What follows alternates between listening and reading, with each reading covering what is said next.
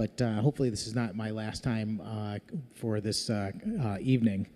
I rise because I just want to draw attention to a couple of sections of the bonding bill that is before us.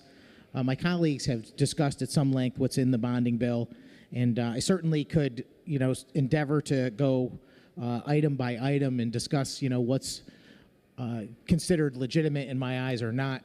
Overall, I'd say the state of Connecticut bonds far too much, always has, and at the same time, I'm also pleased that some of this money is spent in the areas that it is. And I think that's probably true for a lot of us, which is to say that we all have different opinions about how much and where money should necessarily be spent.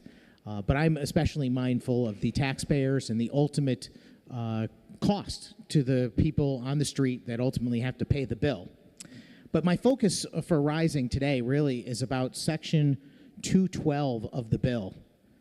It's very interesting. This section has to do with changes to our prevailing wage statutes.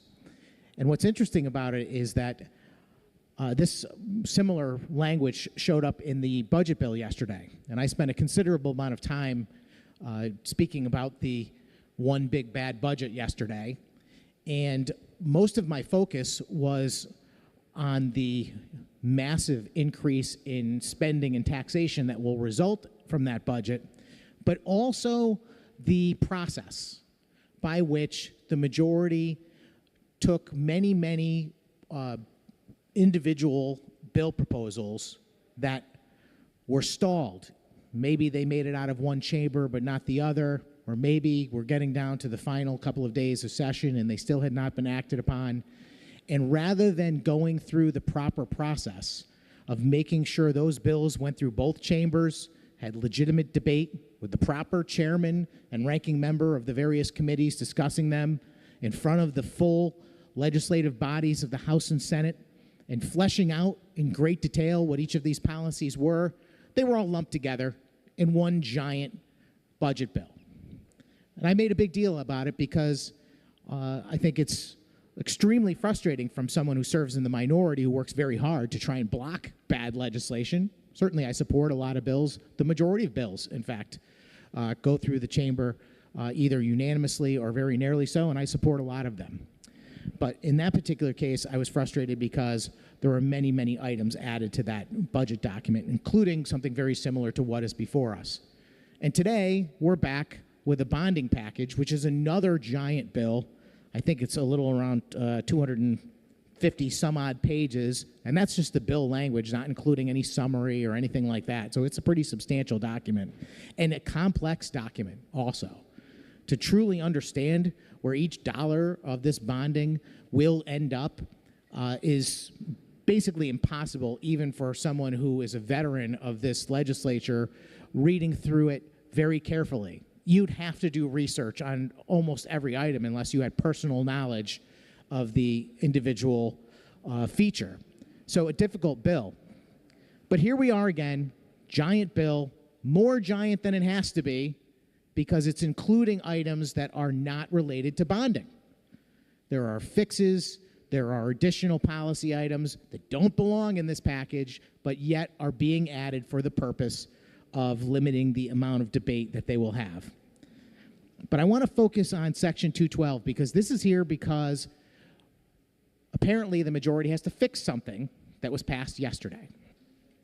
And it has to do with off-site fabrication of building materials that have to do with prevailing wage.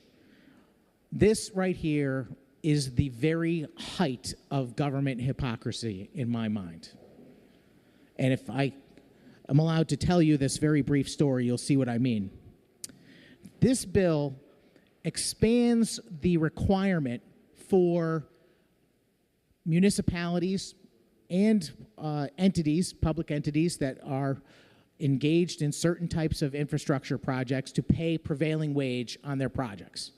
That's already the law. They've got to pay prevailing wage up to certain limits, beyond certain limits rather, for the construction of different types of public works projects.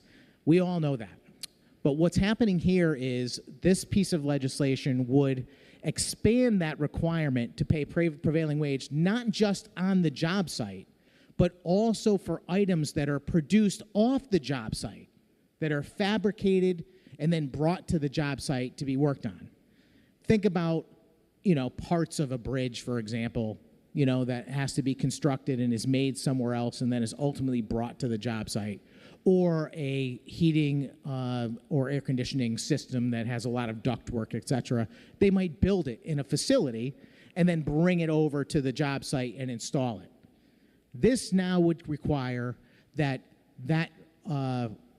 prevailing wage, that increased wage must be paid for that off-site fabrication. It's very clear and obvious to anyone who understands this, certainly anyone who's ever worked in a municipal government or served in a capacity on a town council or anything, that this is going to drive up the already ridiculous cost of any type of local building project immensely. You can imagine how much more it's going to cost to have that heating and air conditioning ductwork fabricated now at possibly triple the wage that it might have cost before because of the prevailing wage requirement. And that, of course, is going to be forced right upon the taxpayers of the individual towns across Connecticut. That's the issue. This section in this bill was a standalone bill that could have developed a heated and lengthy debate. I'm looking at my friend and colleague, the chairman of the Labor Committee. We've been down this road before. In fact, I think we've debated this bill for several hours in the past on the floor. So everyone knows this is a highly contentious issue. It is going to be somewhat controversial. I believe that at some point people are going to be upset about it when the true impact is actually known. But I didn't get up today to talk about that subject as an issue that's brand new. I'm rising to point out the hypocrisy of the state of Connecticut in this area, because the issue is that this was passed yesterday as part of the budget, going around circumventing the minority, as I mentioned, but they discovered they made a mistake. They made a mistake by leaving out a word that would have effectively required the State Department of Transportation to end up having to pay prevailing wage for countless different items in the projects that they perform that might in fact result in millions of dollars in additional costs. Now, I'm happy that we're making this change, because without it, that would mean that the taxpayers of the state of Connecticut would be forced to pay for prevailing wage for those individual Department of Transportation off-site fabrication projects, and this will prevent that. But think about what's happening here. This is an admission. This is an admission by the majority that this policy is dangerous and costly. So dangerous and costly that they're willing to carve themselves out to say, oh, no, we're not going to pay the prevailing wage for off-site fabrication for a state project. Oh, no, no. That would be nuts. But note that they're still willing to let the original law go through that is going to require municipalities all across the state of Connecticut, municipalities that all of us represent, will end up being forced to pay significantly more for their public works projects as a result of this off-site fabrication mandate. Everyone knows it. There's been mountains of testimony on the subject. If you ask anyone that is associated with business and industry in this state, they will tell you the impact is going to be in the millions. And what's also going to happen is you're going to have the people that actually work on these jobs, that produce these items, they're simply going to move across the border to get away from it. So what's the net result for Connecticut? The net result is less jobs, less opportunity, less employment, and more costs for local property taxpayers. It's a terrible policy, and I think that the state of Connecticut proved it by purposely carving themselves out in this particular case to highlight just how dramatic and detrimental it truly is.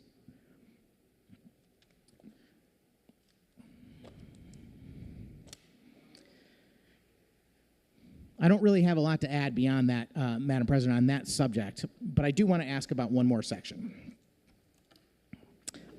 Is there a individual that I should be directing my questions to, or does that vary by the subject matter or section through you, Madam President?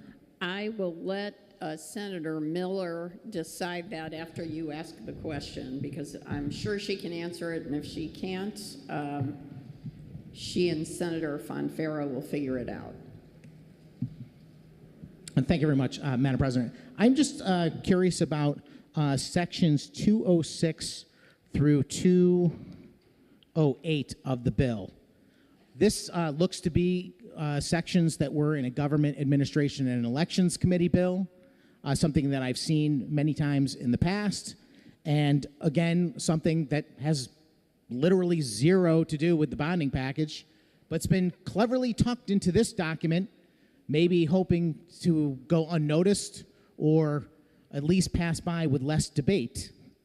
But I'm just curious why this ended up in this bill, to whoever's willing to take the question. Through you, Madam President. Thank you. Senator Miller. Thank you, Madam President. Madam President, this bill apparently came out of this section, relates to GAE, and we're going to ask the chairwoman of GAE to please come and address the fine gentleman's question. Madam President, would the fine gentleman please repeat his question, please? Senator Sampson, please repeat. Thank you very much, Madam President. I appreciate the gentlelady being willing to take on the task of answering this question, despite maybe her lack of familiarity with the subject matter, being that it is a GAE bill. I just want to point out this is an illustration of why we don't take and put policies and bills that were in individual form in various committees and then slap them into giant omnibus bills at the last minute. My question is very straightforward, which is I'm just curious how this came to be in this particular bill proposal. Through you. Thank you. Senator Miller. Thank you, Madam President. Madam President, it is my understanding that there were, as my fine colleague mentioned before, that there were some items that need to be corrected. For instance, there's one bill where in a bill from banking that we forgot to remove a section. So that's what this particular bill does. And so as far as this being in the bill, I'm going to assume, Madam President, that this was an item that needed to be corrected, that there was an issue with the bill, and that it needed to be put in this bill as a fix. Thank you. Thank you, Senator Miller. Senator Sampson. And thank you very much, Madam President. I appreciate that answer, but I'm certain this is not a fix. This was a standalone bill that I don't believe was voted on in either committee. I mean, in either chamber, rather. I think it left committee on a party line, and that's where it ended up. And it's been sitting there ever since. And rather than take this bill through the committee process, through the House, through the Senate, through full debate, it's been tucked in here very neatly. Not a correction, not a fix, just somebody's wish list, something being added at the last minute. I just want to verify, in fact, that the language that is in the bill is clear, let's say. And I'm going to point to a couple of individual sections. First, on line 54, 56 through 54, 59, and I'll let the gentlelady get to that part. And I'm going to try not to ask anything that is really complicated or beyond just reading the section. But for legislative intent, I'd like to make sure that it is very clear that this section says that the State Historic Commission, which is being referenced in line 54, 56, will have the ability. It says the commission shall, number one, develop a process for identifying and commissioning additional statues to be added to the exterior of the state capitol building that reflect the diversity, character, and accomplishments of the state. And that's new language. And I would just like to, for legislative intent, please make it clear that this is only and solely about adding additional statues to be added. and that there's nothing here about removing statues through you. Thank you, Senator Miller. Madam President, may the chamber stand at ease, please? We can To stand give me an at opportunity ease. to find We it. can stand it. The language in the bill, it doesn't recommend removing it. It says commissioning additional, if that answers the good chair gentleman's questions. Thank you, Senator Sampson. Thank you very much, Madam President. Yes, it does. That is exactly what I was looking for. I just wanted to have clarity that, in fact, that is what we're talking about. Additional statues to be added. And also, in the same vein, if we could turn to lines 5353 through 5356, this is another entity, the State Capitol Preservation Commission. I'd like to, for legislative intent, verify that this language also refers only to additional statues to be added and not to do with removing. And then this says on line 5353 that the State Capitol Preservation Commission shall implement the process for identifying and commissioning additional statues to be added to the exterior of the State Capitol building, etc. I'd just like to verify that, in fact, the only thing that this bill proposal that is contained within this larger bond package would allow is the development by the State Historic Commission and the implementation by the State Capitol Preservation Commission to refer to additional statues to be added and nothing to be removed through you. Thank you, Senator Miller. Thank you, Madam President. Through you, the fine gentleman is correct.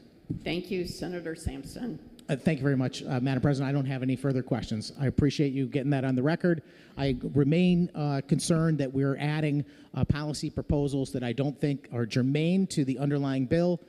I mentioned yesterday that very often I've tried to offer amendments in this chamber and also in the House of Representatives in the past, and have been told that they're out of line because they're not germane to the underlying bill, and yet it seems that the majority can at will put any policy of any subject matter, regardless if it's having a public hearing or being passed out of committee or one chamber or the other, just at will stuff them into these larger omnibus bills. And I'd like to draw attention to that because I don't believe the people of Connecticut appreciate that type of policy making. And I'm just waiting patiently, like I always am, for the people of Connecticut to pay attention, to come to their senses, be aware of what's happening in our state government. And once they do, I really do believe that if people paid more attention to what was happening, they would be shocked about what transpires in this building and some of the policies that are passed. This notwithstanding. Thank you very much, Madam President. That's all I have.